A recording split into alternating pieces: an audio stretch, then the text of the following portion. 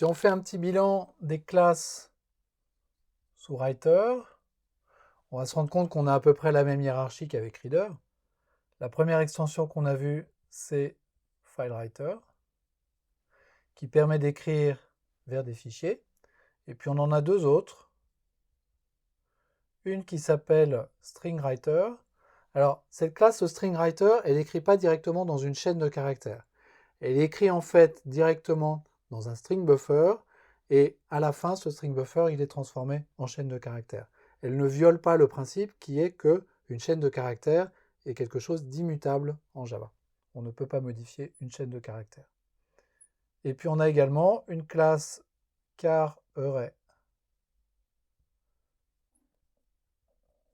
writer qui permet d'écrire dans des tableaux de caractères. À côté de ça, on a une autre extension qui s'appelle buffered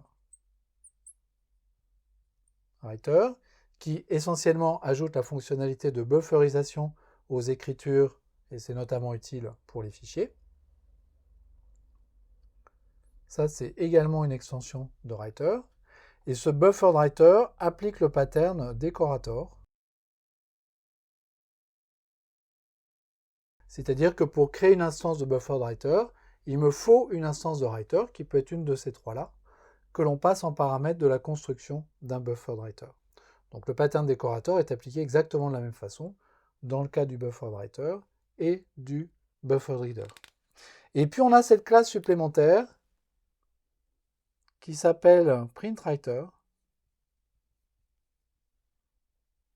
alors qui est assez importante parce qu'elle est utilisée dans l'API Servlet.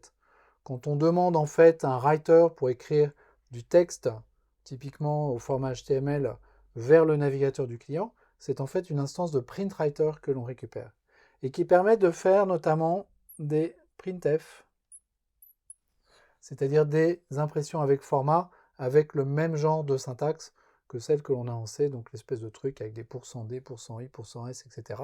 Et puis après, on passe les paramètres qu'on veut mettre à l'intérieur de ce format. Ça, c'est le printWriter qui implémente cette fonctionnalité-là. Donc voilà un petit résumé de ce qui se passe sous la classe Writer qui permet de gérer l'écriture d'éléments textuels dans des fichiers ou dans des buffers en mémoire.